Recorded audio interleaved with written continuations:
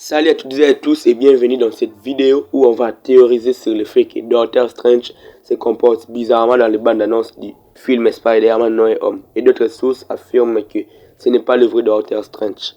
Un petit pouce bleu et un clic sur le bouton d'abonnement pour ne pas rater de belles vidéos toutes les semaines. Top, c'est parti. La question est de savoir si c'est Doctor Strange là qu'on voit dans le trailer est le vrai Doctor Strange qu'on connaît dans le MCU. La bande-annonce de Spider-Man No Way Home nous apporte un premier aperçu des prochaines aventures de Peter Parker dans le MCU. Dans le but de faire oublier la population new-yorkaise sa double identité, notre héros n'a pas eu d'autre choix que de partir chez le Docteur Strange. Toutefois, les choses vont prendre une tournure drôle après que Peter ait perturbé le sort exécuté par le personnage de Benedict Cumberbatch et déclenche l'ouverture du multivers. Si ceci favorisera l'arrivée des Sinister Six dans le MCU, les personnages campés par Tom Holland devra très certainement une menace inédite. On vient bien sûr parler de Doctor Strange lui-même. Le super-héros incarné par Benedict Cumberbatch sembla également déconcentré dans la bande-annonce dévoilée.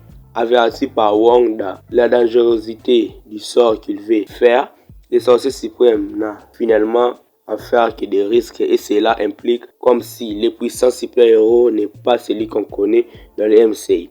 En effet, difficile d'imaginer Stephen Strange être déconcentré par les propos de Peter Parker quand des années auparavant les neurochirurgiens pouvant faire sans problème opérer des patients tout en réalisant un blind test.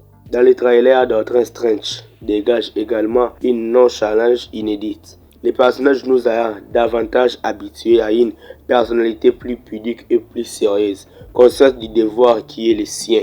Enfin, le sorcier suprême et Spider-Man semblent dans la bande-annonce s'affronter, ces détails pouvant dévoiler la véritable nature du sorcier suprême dans le film.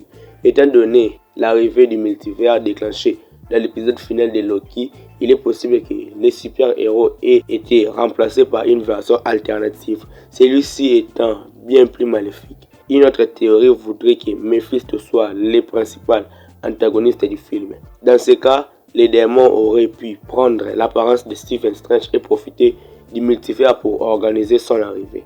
Étant donné que le film Spider-Man No Way Home fera le lien avec Doctor Strange 2, il ne serait pas surprenant que l'une des ennemis évoqués à de nombreuses reprises fasse finalement son entrée dans Spider-Man No Way Home. Ceci crée finalement une tournure et un retournement des situations inédites dans le MCU. Réponse le 15 décembre au cinéma. Et je pense que je suis arrivé à la fin de cette petite vidéo.